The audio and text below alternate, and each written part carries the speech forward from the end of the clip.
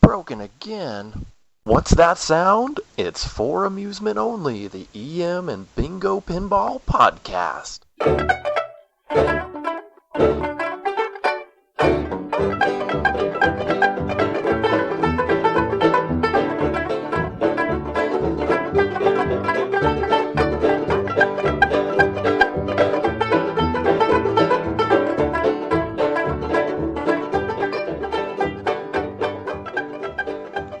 Hello, once again. This is your host, fake Nick Baldridge. I'd like to start by mentioning that the 2016 York Show, also known as the White Rose Bingo Mania Hootenanny Extravaganza Fest, is now only 347 days away. Of course, that's held in Yorkshire, Bingoton, Pennsylvania, on an annual basis, the only show where the Amish can play pin games. And with that, I'd like to welcome you to the episode with my first pensive pause.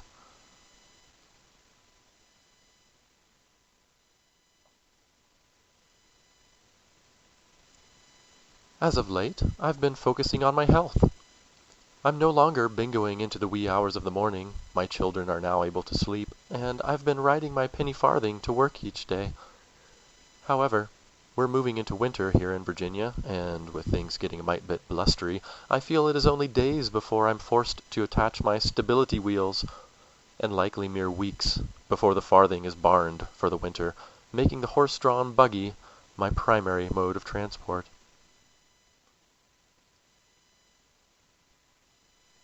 I hope you are enjoying this unannounced, pensive pause.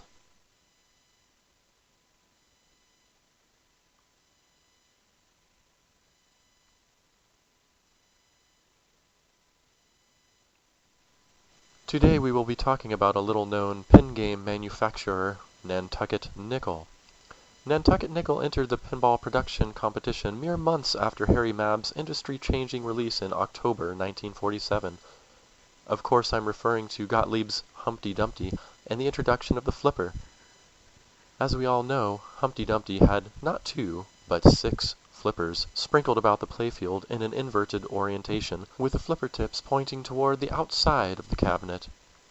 It would be a few years, and even more attempts at flipper positions, before Wayne Nyans eventually nestled 2 flippers at the bottom center of the playfield, with flipper tips facing one another on Gottlieb's Spot Bowler, near the end of 1950.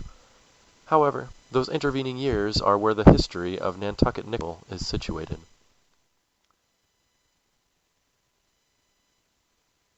In mid-1948, business mogul and Nantucket Nickel founder Eustachius Cobblebottom took it upon himself to reverse engineer the Gottlieb flipper design.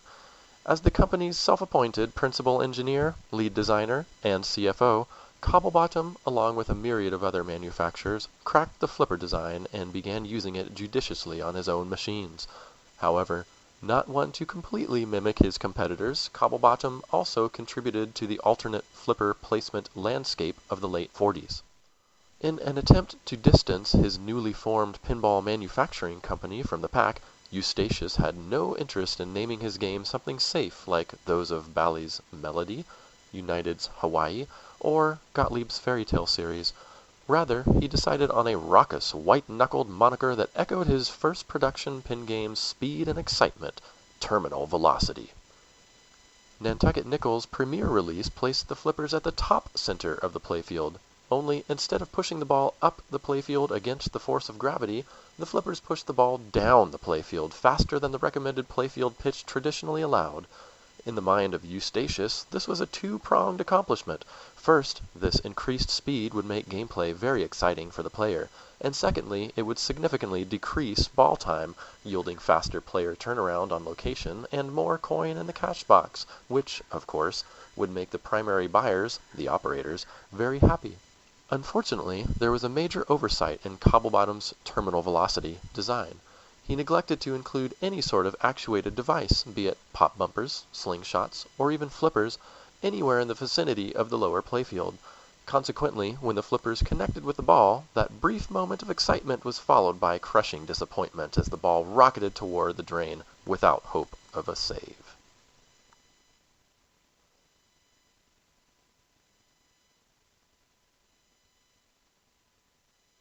Please do not adjust your listening device. This is merely the next pause of pensivity.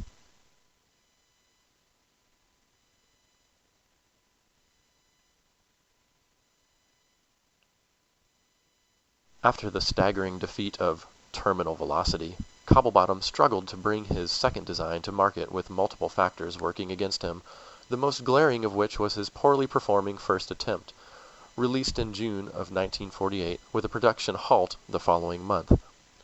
Another setback was his discovery that positioning his manufacturing plant on an island off the coast of Massachusetts might not have been the wisest choice.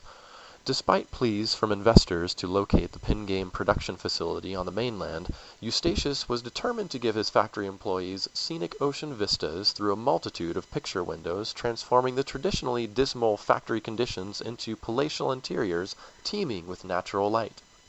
As the primary source of capital, he was able to railroad his opinion past those of his investors. Cobblebottom was convinced that this unique location would raise factory morale, foster a sense of pride in his workers, and in turn he would profit from a happier and more productive workforce. An important factor Eustachius Cobblebottom neglected to realize was that along with the relaxed environment of island living also came increased cost and time for necessary parts and supplies to arrive. To start with, there were not any cedar, Douglas fir, spruce, or any other trees traditionally used in the creation of plywood growing on the island. In fact, every tree on the island was leveled almost 300 years prior when the island was settled. But honestly, even if there were any remaining trees, it wouldn't have mattered, because Cobblebottom insisted on using the highest quality materials. He took it upon himself to import angiosperm trees and went to great lengths setting up a secondary factory on Nantucket for the sole purpose of milling them into high-grade plywood. His custom-milled plywood, or cobblewood as it was trademarked, was widely known for its excellent strength, impact protection, and resistance to creep. This added production effort caused additional delays and monetary outlay, all of which were passed on to the customer.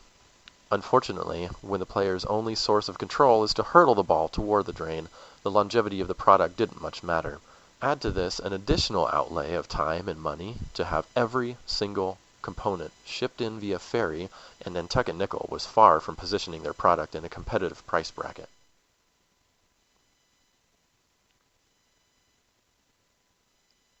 I'll give you a moment to pensate on that.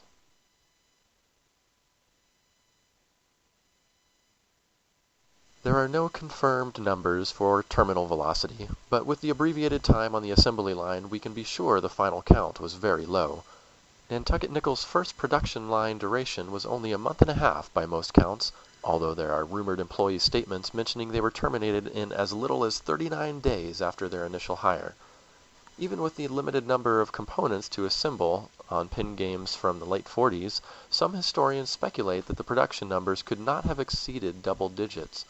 Despite its low production run, the rare surviving examples of terminal velocity are often found in remarkably pristine condition, due largely to Cobblebottom's insistence on quality materials, say nothing for quality of design. The artwork, however, was certainly a point of pride for the limited run of Nantucket Nickel titles.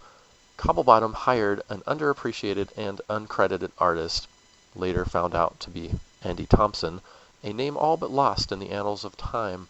Cobblebottom built Thompson a personal studio space and living quarters on the island. Admirers of Cobblebottom's commitment to quality professed this was due to his attention to product detail and employee morale. More skeptical pinball historians contend that Cobblebottom brought Thompson to the island to ensure their exclusivity contract would not be broached.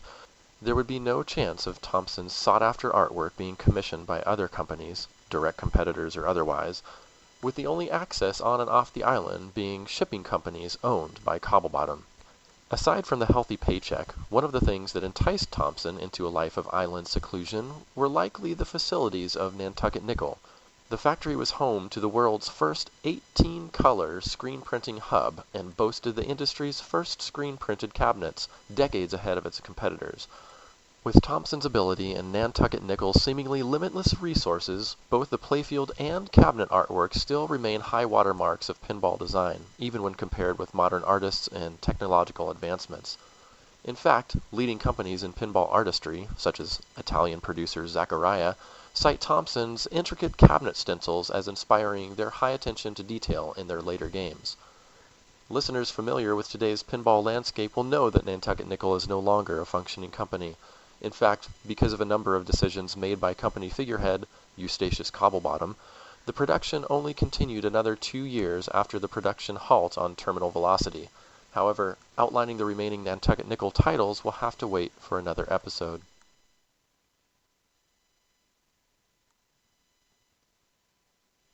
Please experience my final pause of pensivity.